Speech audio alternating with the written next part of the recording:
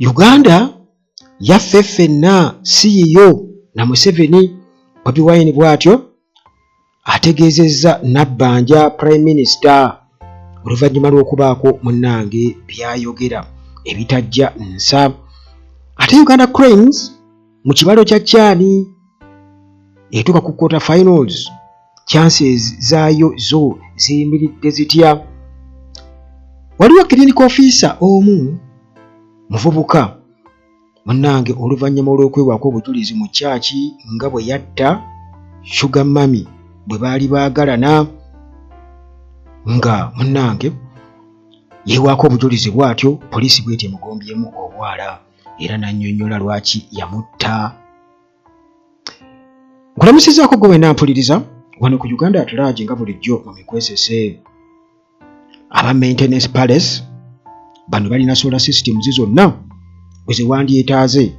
Kale bakubireko ennamba zaabwe nga bw'ozirabaawo ku Uganda at Large. Maintenance Palace gwe ayagala solar, ayagala eby'amazzi, ayagala eby'amasannyalaze, be ba Maintenance Palace okukosa munnange ne Team Property Consultants Limited. Bano basobola okuguza ettaka,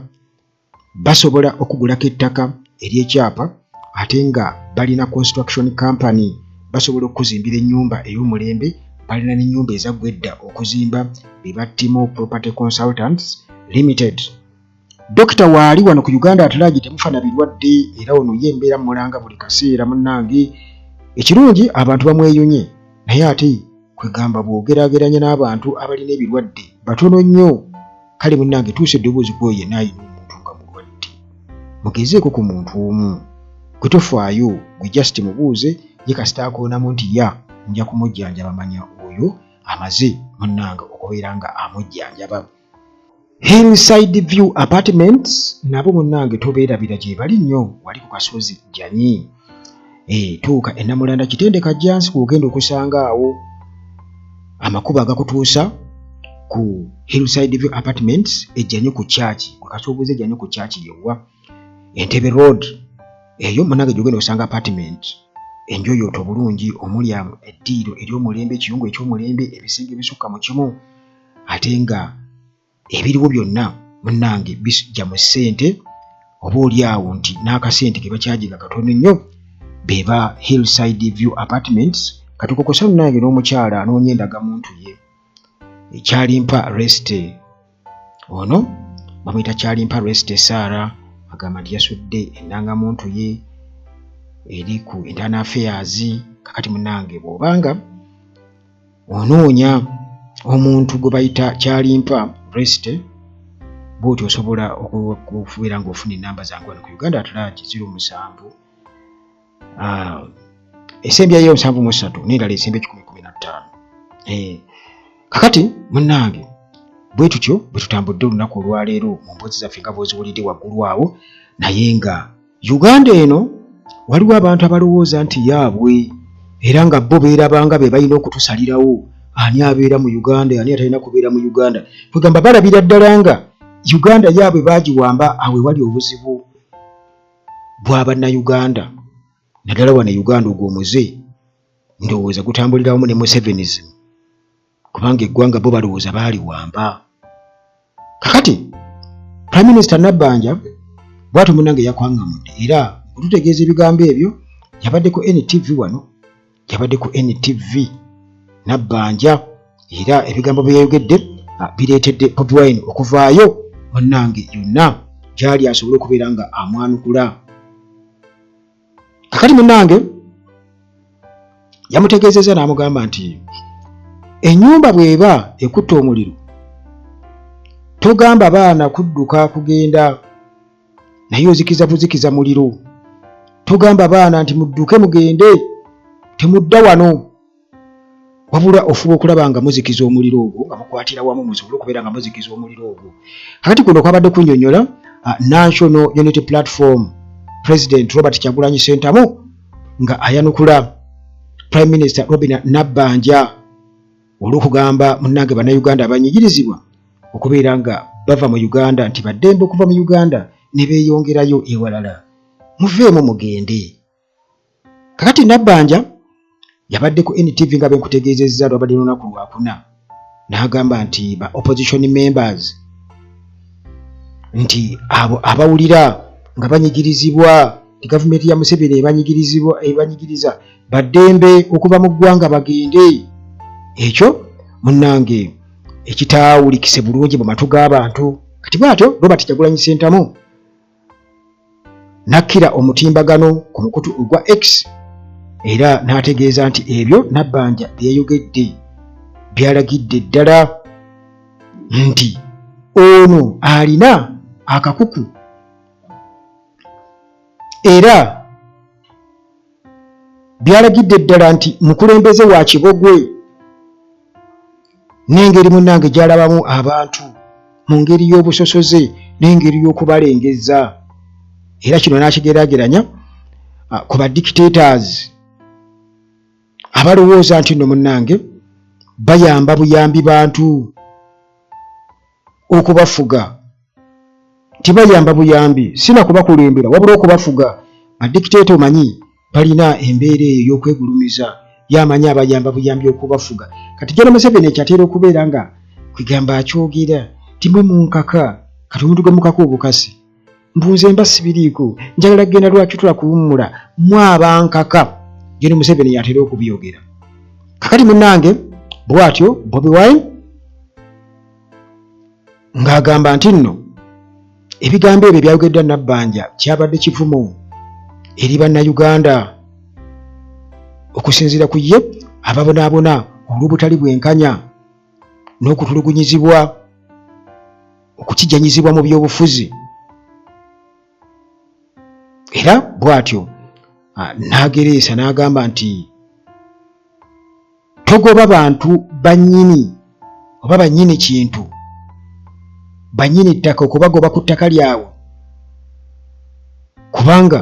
wabaddewo okuyomba. Era n'ategeeza naga nti Uganda munnange yaffe bannansi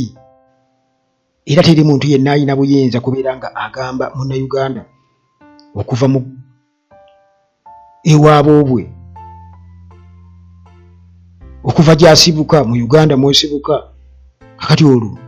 kati nno wabiko bannayuganda naye abagwira okugamba nti kati mumugende. Kyovudde olabanga ekyo ekintu kibali mu ndowooza nti baagala nnyo bannayuganda beeta mu Uganda batambule bagende mu nsi z'Abawarabu n'ewala yonna bagende. Ekyo bakyagalira ddala baagala nnyo bannayuganda batambule bave mu nsi bagende. Kyokula Nabbanja juzi yagamba nti NRM Uganda okutereera erina kubeera mu buyinza emyaka 10 emyaka 4 mitono nnyo. Kakati n'atandika nti bannayuganda mwe muwulira nga mwetamiddwa gavumenti ya Museveni mulira nti ebanyigiriza mutambule mugende ye Nabbanja. Kati ekyo kyongera okubeera nga munaga kyetawo bibuuzo nti naye ddala ono naye munnansi ye baayogerera abo gavumenti gy'atugamba y'abannansi. Kubanga bw'obanga oyogera ku Uganda ate n'oyagala bannansi bagifulume bagende mbakakati mmwe musigalemu n'obwannakyemalira bammwe n'obwannantagambwaku n'obubbi kikulaga nti ekyo ekintu bakikolerera bannayuganda beetamu Uganda bagende era bali mu kubeetamya nsi yammwe mugende. Buli kimu kye bakola baagala mwetamu ensi mugende. Kati ababuyabuya bye babeerawo ne bawaana naye nga bye bawaana bo pulaani yaabwe endala nnyo bagamba nti munnange ekimansa nnaku naye naawe muganda wo oba ani oyo yenna akukwatiridde ali mu gavumenti ali mu kulya abatiisa akagaati mukamwa bwe lulikya bwe ruti ne bamunaabira mu maaso ne bamukwatira mu nsonga ezimu nga bw'olaba kati bannandutu bwe bali alikaaba Bannabbanja bo nga bali abutaala naye ng'ate amabaati bagabulankanyizeo mu woofiisi ye gy'alinako kontrol naye akulaga ye tebimukwatako. N'ennandutu yagamba nti ye baamufuula bufuuzi mu nyampi. Kati goyinza okuba ng'okiwakanya naye ate munnange mutuufu kubanga jjukira nti kati ziri empapula zivudde wa mukamaawo olina okusayininga kuba akuteeka mu kifu. Kati ng'ate gwe asalawo naye nga tosalawo kitegeeza nti ofiisi oli omukulu ataddeko olabya omukono ebbaluwa evuddeeyo kakati ate gwogaana okuteekako omukono ebbaluwa gyevudde oyagala kunyooma kujeema kubanga baabawa emirimu nga tebali qualified oba olumu nakubeera kukola mu bifo ebyo kakati kitegeeza nti babaira babakozesa olina kuba yes man buli kimu olina kukkiriza bukkiriza kakati gwe munnange oyinza obutakimanya nga bwe yali annyonnyola naye kati gwe bimala okumukyukira kati nga bw'olaba abo nga bibakyukidde ng'olabye nga batonyeza ezziga nga bw'olaba Lugolobi bwe yatonyeza amaziga nga akaabira mu kaduukulu mu kaguli ka kooti lw'oli kakasa nti obudde buze ku bunnaabwo bye mbadde mpagira tebibaddeemu magezi kakati munnange ebibuuzo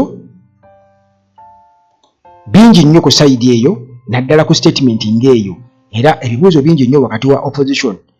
ne NRM tiddala NRM kifaananyi kimwerabira opposition ekisooka bano balaba nga bayeekera abanuupu era ebyo nja binnyonnyolako mu mboozi yaffe oba oli awo bwe banfunye akadde olwaleero nga tutunuulira ensonga ezimu kubanga nawuliddeko muhoozi nga naye ate abuukula ayogera alina bye yayogedde muhoozi Kaine Lugaba nga ayogera ku nuupu agambye ejja kwejjusa singa bako kye bakola kyonna naye nsuubira okuba ndowooza ate tujja kubirambulula mu mboozi zaffe eziddako bwetyo munnange twolekedde Uganda Cranes biki ebifa eyo chances zaayo ziri mmeka Uganda Cranes yaffe kakati munnange tulinze ba Uganda Cranes yombwe eyagala draw omupiira munnange Algeria emu Guinea kitwakuba emu abagudde draw Algeria ne Guinea naye ffe muna Algeria bwe gyeyagala otujoogajoga Niger 0 South Africa 0 kati ekyo munnange ne kibanga kiwadde oba oliawo Uganda Cranes okubeera nti nno badeni yayo ekendeerako nti at least yeetaaga oba oliawo yeetaaga okubeera nga efuna draw ng'efuna draw eba egiyamba okubeera ng'eyitawo tetumanyi oba South Africa terina kuteebamu kubanga bweba ewangudde kitegeeza obubonero bwa bukoze eki buba bweyongeredde ddala kubanga kati eriko waggulu ku kibinja group C yeri ku ntiiko kati Uganda Cranes bw'ati munnange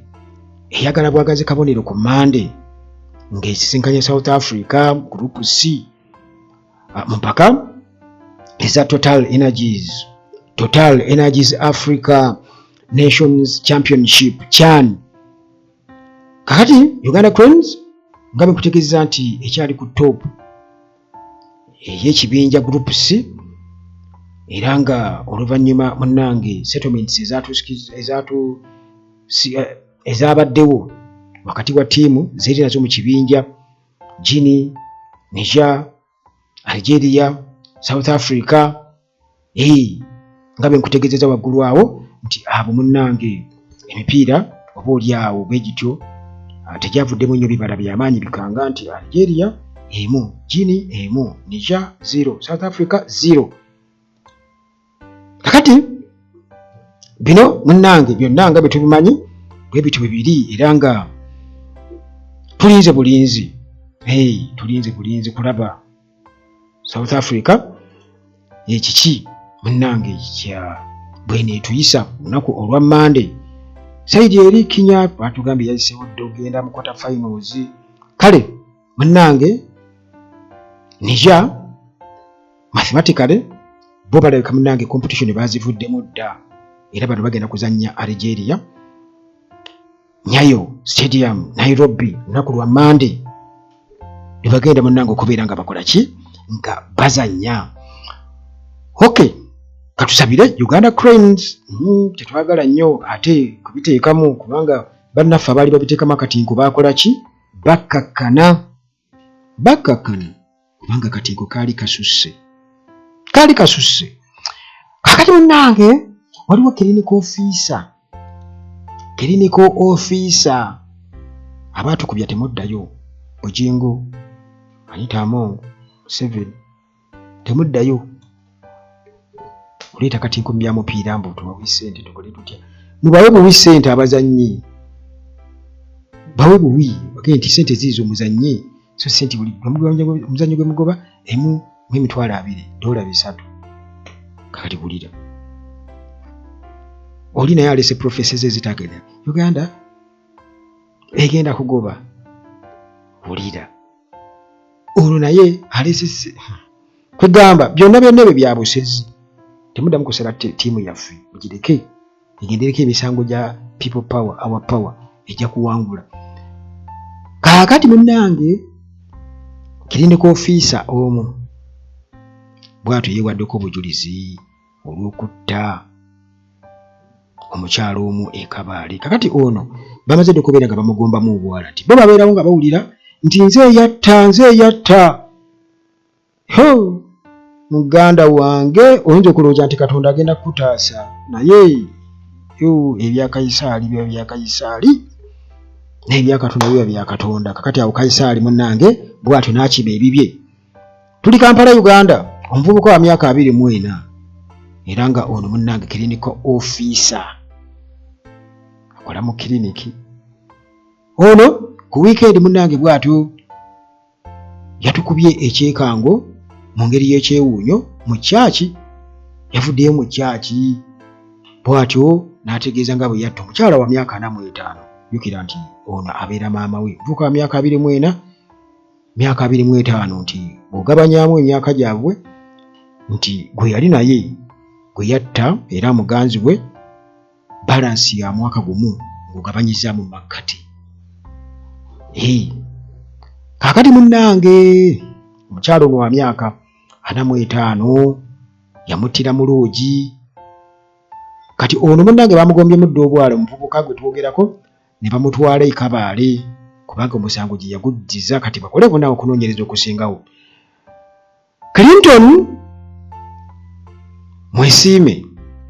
Clinton mwesiime ono clinical officer nga akolera Hamarwa Health Center 4 Hamarwa Town Council tuli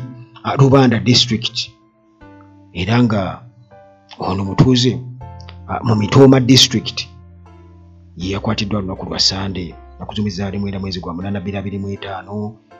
kyaki wano Nakawa gye byabadde ayimiridde pasita ali mu kiki olifa teweerabidde kakati munnange ono bw'atyo ng'ayagala asabirwe musumba nsabiraako kuki anti natta Leonarda ku Businge erinnya oliwulira Leonarda mukyala munnange bw'atyo ng'akuliridde mu myaka era ng'amutuuze mu Hataba kyalo bakita Hataba simanya Shebeya oba Farishi bayita Shebeya Hamurwa Sub County Rubanda District Julayi nga 3, 2025 ku Businge munnange yazuulwa omulambe gwe gwazuulwa nga gufumitiddwa mu mugongo era nga munnange ono yali amaze okubeera nga afa mu ruumu ku lodge gye bayita Cheers Pub era nga ene eri bw'otuukayo saidi zeeyo eri mabega wa Equity Bank okusinziira ku nnyinnyonnyola gye bannyonnyolamu ekizimbe kya Equity Bank e Kabaale municipality kati okunoonyereza kulaga nti ku Businge mbu yali azze ku loogi eyo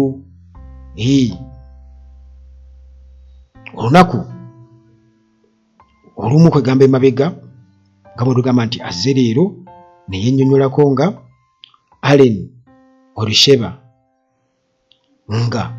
awerekeddwako omusajja eyalaga nti amannya ge ye Julius erinnya lye yayogera kati bano munnange bwe batyo ne bayingira munda mu katawuni kano akayinaanye booda eyeegatuna Kabale District munnange kirabika ndowooza oba wayase yasooka kunyooka naye okusinziira kuba attendants bagamba nti ssaawa bwe zaatuuka nga 3 nerekika nga 5 waawo ez'okumakya bwe batyo ne bagenza okubeera nga balongoosa rooms. Kati omukyalo ono bamusanga agudde ali mu kitaba ky'omusaayi,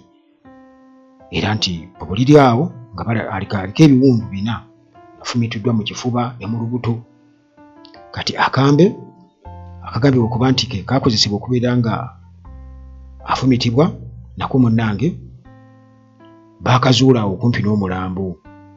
era nga waliwo ne bu testing kit oba HIV, kitegeeza baali bazze kwekebeza. Kakati Elimate wano Kigezi Regional Police Spokesperson atugamba nti oluvannyuma lwa Mwesiime okukwatibwa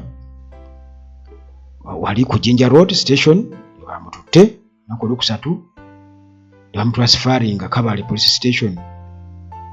omusango gye gwaddizibwa okusobola okubeera nga banoonyereza. Kati Maata atugamba nti Mwesiime agenda kubeera nga avunaanibwa oluvannyuma lw'okukola okunoonyereza nga kuwedde, era poliisi aba detectives wali e Kabale Police Station bwe bate batukakasira tuga nti Mwesiime yategeezezza abanoonyereza ba investigators nti mu ntandikwa yali akola ew'omugenzi nga ayoza engoye, amuyambako mu kwoza engoye. Mbu awo we baatandikira okwemoolaamoola era okukakkana nga bwe batyo beenyonyoogedde. Kigambibwa nti ye Mwesiime agamba nti omukyalo ono mbu yasalawo okufuna olubuto, ekintu ekyanyiiza Mwesiime kwa busingi amutegeezezza ali lubuto, ate n'agaana okulugyamu. Sijjamu kaana kange ka bukulu, naye taba mukulu nnyo, myaka 45, taba mukulu, omuvubuka. Kaakati munnange amugamba sijjamu kaana, ayinza okuba yali yanoonya dda akaana kaagaana agudde ku nvubuka embula kalevu erina waaka, era n'amugamba nti nze sijjamu mwana wange, nze njagala ompase. Munnange ono Mwesiime agenda okukikubyakubyamu ng'agenda kufuuka laughing stock. Agamba sigenda kufuuka laughing stock, bagenda kunsekerera maama nnyabo, njagadde omukyala ali myaka gya maama wange. Mwesiime bw'atyo bwe yagambye poliisi, amugamba ajjamu olubuto, era bw'ekyasinga okumunyiiza mbu bayekebeza siriimu, n'akizuula nti ate kati Mwesiime akizuula nti ku businge mulwadde wa siriimu. Kati n'asalawo n'agamba nti gwe mukazi gwe n'onsiiga siriimu, n'amufumita kukananga amusse. Kati ebyo munnange bwe bityo bwe byabadde, era mu ngeri eyo omanye kati ebintu ng'ebyo mulina okuba nga mubimanya nti nga bwe mbikunyumiza nga nawe weekyekinga oba oli awo okusobola okwewala ebizibu, kubanga ensi yayinooneka ebya ddala. Sigenda kusukkawo nnyo wano gwe wena ampuliriza wano ku Uganda At Large nga bulijjo mu mikwesese. Mukama Katonda akuume.